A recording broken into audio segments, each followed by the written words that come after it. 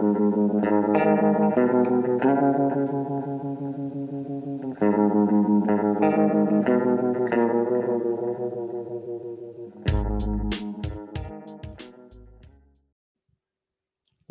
into A Toast of Film. I'm your host Evo, and guys, I'm back from our big trip. The whole squad, we went to Epic Universe down in Orlando, Florida. It was pretty cool. Hopefully I can get Trey on here and we'll tell y'all all about that on one of the upcoming episodes. But today's episode, I wanted to come in and review the first 4 movies I went and saw at theaters this year. I went to 4 different, trips. So we got 4 reviews for you. We got Spongebob the Search for Squarepants, Primate, Night Patrol, and We Bury the Dead. So stay tuned for those. And I am toasting with a nice little coffee. Enjoy, Eddie. Brick and Mortar Cafe. It's one of our local coffee shops, the best local coffee shop in Columbus, Georgia. So make sure to check that out. And guys, real quick, before I get into these reviews, let me just say, I know right now, there's a lot of crazy things happen in the world. I know there's a lot of bad, but movies bring people together. Movies give us an escape to wonderful worlds. And just know we all got this. We all just got to keep at it. I know it's tough. I know it's not easy. I know everything's crazy, but hey, we still got movies, so we still got each other.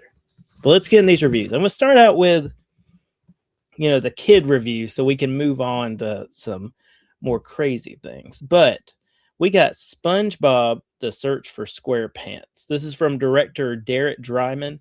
He's done all the SpongeBob movies. This is the 4th SpongeBob movie and 6th movie overall for the IP because Plankton and Sandy Cheeks had their own standalone films. But in this, we got, you love them. We got Tom Kenny as SpongeBob, Clancy Brown as Mr. Krabs, Roger Bumpus as Squidward, Bill Fagerbakke as Patrick, and we got Mark Hamill as the Flying Dutchman. Arr. But so basically this movie, the Flying Dutchman tricks SpongeBob into going to the underworld so he can try and steal his essence, basically switch with him where SpongeBob becomes a little pirate ghost and he gets to be free. And this movie is just silly, goofy, good time. You got all the SpongeBob guys doing their own things. I will say there are 2 very funny gags, in my opinion, as a grown man that I thought was funny. There's a scene where the boat, Mr. Krabs and Squidward and Gary the snail are in like a boat driving through a school. And there's a lot of real funny scenes with that. And also, there is a Cerberus, however you say it. Words are hard. I've told y'all this. Seagull. So 3-headed seagull. And that's pretty funny. Seeing Mark Hamill we do see a live action Mark Hamill at the end in the Flying Dutchman prosthetic. That was kind of funny just because he looks absolutely ridiculous. But SpongeBob the Search for Squarepants, I think this movie it's cute. It's made for kids, but it's a funny movie. I'm going to give it a pass. I'm going to give SpongeBob Search Squarepants a 3.1 out of 5 cheers. Nothing I'm rushing to watch again, but I enjoyed it. But let's get to a film right here. Little spoiler alert. This is going to be the best film of this episode we're going to talk about. That is Primate from director Johannes Roberts, who gave us Resident Evil Welcome to Raccoon City and both the 47 Meters Down films. And, this is in the vein of our scenes from Nope, 28 Days Later, just, infected chimps. These are very big in movies. And it's the whole movie. We have a little chimp named Ben.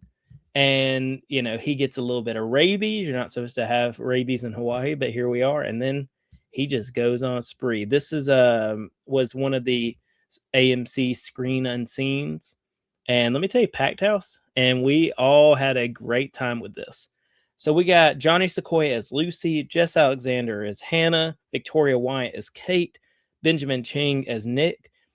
And then Ben, the chimp, is actually, it's practical effects. The chimp is portrayed by Miguel Umba. He's in the suit. And then the voice is Ben Pronsky. Let me tell you, they do a lot of good stuff with that voice It's on like a little iPad thing that he presses buttons.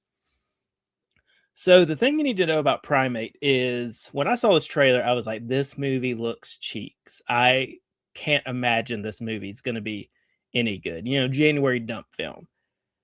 Let me tell y'all, the scares are better than I expected. The gore is more than I expected. And the body count is much more than I expected. This movie exceeded anything I could have had. Scares, blood, gory things, kills, things happen in this movie. So you just gotta ride with Primate. Primate is a great time. If you like horror, if you like animal attack films, you're gonna absolutely love this movie. You're gonna have a great time. I certainly had a great time. And I mean, I'm giving it a 3.7 out of 5 cheers. It could be higher than that. I need to rewatch this one because I just went in with such low expectations, like basement expectations, and then boom, we shot up. So Primate, 3.7 out of 5 cheers. Please check it out. It's in theaters now. And my review could only go up. Doing pretty good. Next up, so this is the most recent one I saw. Saw this yesterday. This is Night Patrol from director Ryan Prowse. And, this continues the legacy of these like 21st century vampire films like Night Teeth, Day Shift, and Vampires versus the Bronx, which let me tell y'all, I'm going to have the link down in the bottom of the episode. Vampires versus the Bronx, much better film than Night Patrol. Me and Trey loved that film. I still watch it every year. I hate it's only on streaming. I need a physical copy of it, but go listen to our episode because Vampires vs. Bronx is great. But getting back to Night Patrol, let me tell y'all, this movie's in theaters, and yet even online on IMDb and Wikipedia, neither one even has the character names, and I unfortunately don't remember the character names, so I do apologize about that. But we got Justin Long. He plays this cop who wants to be in Night Patrol. Night Patrol is this special unit, only work at night, and they basically are hunting down these gangsters because this movie is about Bloods and Crips. We got Jermaine Fowler. He's the partner of Justin Long. He's a cop. His younger brother in the movie is played by R.J. Seiler. He plays like a young Crip who witnesses some of the misdeeds of the Night Patrol. And I was actually worked on the movie Emergency with him on Amazon. And we got CM Punk. I ain't calling him Phil Brooks. I'm sorry, sir, but you're CM Punk to me. He's one of our lead bad guys on Night Patrol. And let me tell y'all, he has some of the funniest lines in this movie. Like, I ain't about that ooga booga BS. And also, hey, homeboy, what you reaching for? Or, like, he's just funny in this. And he's having a good time because, for those who don't know CM Punk, he's straight edge. No alcohol, no drugs, nothing like that.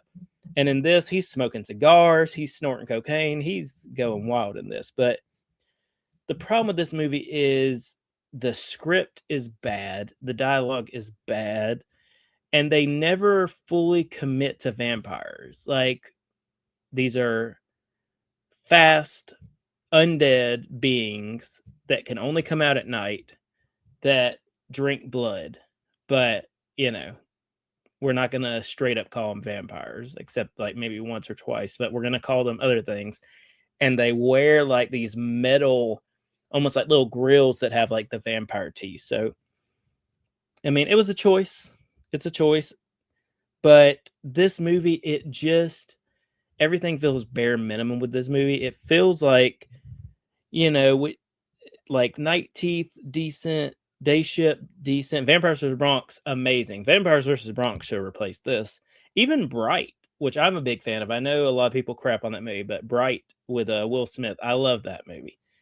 But Night Patrol, it just doesn't ever give you like, this is something you need to see in theaters. This is something you even need to watch.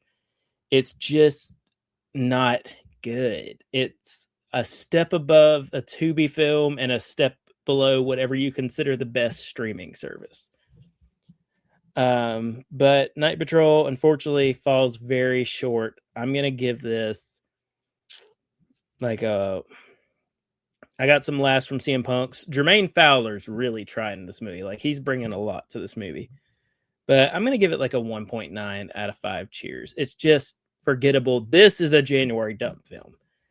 Dump it, forget it at the end of the year. Forget that you ever saw that. So let's go to our last review, which is We Bury the Dead. This is from director Zach Hilditch. And this is the latest attempt for us to get Daisy Ridley a successful movie other than Star Wars. Daisy Ridley be trying, y'all. She does all these different movies. Chaos Walking, The Woman in the Sea, and now We Bury the Dead. She's always trying stuff, and it's just never taken off. But We Bury the Dead, basically the U.S. sets off this bomb near Tasmania, kills hundreds and hundreds of thousands of people, kills everything, anything living in that area. And then, so you get these people, they all volunteer to like go house to house looking for the bodies and, you know, bringing them outside so they can be buried. And wouldn't you know it, like some of them are coming back, but we're not going to call them zombies, even though they're zombies. And we got Daisy Ridley. She plays Ava, and her husband was in Tasmania when the bomb went off. So that's why she's there. We meet Britton Thwaites, who's Clay. And later in the movie, I will shout out one of the zombies, Chloe Hurst, who plays Katie the zombie. Let me tell y'all, pretty good stuff from old Chloe Hurst. But here's the problem with this movie. So there's this movie I love that's called Monsters. You know, same guy who did Godzilla. I think. Why am I blinking on names? Gareth Edwards? Yeah, pretty sure. Don't quote me. But he made this movie Monsters, whoever the gentleman is, if it's not Gareth Edwards. And it was, let's do a monster invasion movie where monsters are in the background and we focus on the plight of these two people. That movie is exceptional.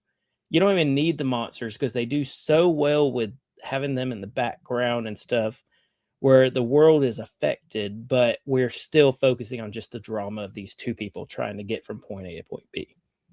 With We Bury the Dead, same premise, but I needed less zombies or I needed more zombies. I don't feel they gave you an adequate amount of anything in this. We don't get an adequate amount of drama versus how little zombies we get. We don't get enough zombies to make you overlook just a mad drama. We Bury the Dead, I mean, has some decent ideas, but it needs to expand on more of them. Like some of the ideas, by them being added, you're actually upset because you're like, well, I would have loved to hear about that, but we're not going to get any of that. So We Bury the Dead, unfortunately, another swing and a miss for Daisy Ridley, another January dump. So, you know, what can I say? I'd watch it before Night Patrol, so I'll give it a 2 out of 5 cheers. You know, we're being generous. It's the beginning of the year. These are January movies. Primate, though, you know, go see Primate. Primate rules. That movie is fun time. I'm going to be remembering that one towards the end of the year. But guys, we've reached the end of the episode. Like to keep it short and sweet, just like me. And if you want to let us know what you think of any of these movies, let me know what you think of Primate or anything else. There's so many ways you can do it. Let me tell you the best ways. Check us out on Instagram and TikTok, A Toast to Film, all one word. Check us out on Twitter at @film_toast, or check us out on YouTube. You can see the old movie wall. I'm always playing around, always updating it some. I got a little chocolate frog box back there. I don't know if it can even be seen. And you can see my little newest addition to my popcorn bucket room. Whoa. But please make sure to like, please make sure to comment, please make sure to subscribe. We're trying to, you know, boost the numbers so we can bring y'all more good stuff. Just two guys who love movies trying to tell the world how much we love movies. But make sure you do all that. But more importantly, make sure you take care of yourself. Make sure you watch a movie that makes you feel good just because it makes you feel good. Make sure you tell your friends that you love them and care about them. Because who knows, guys? Yesterday's history, tomorrow's a mystery, but today's a gift. And that's all we got sometimes. But from Trey and myself, we just wish you a good night and good viewing.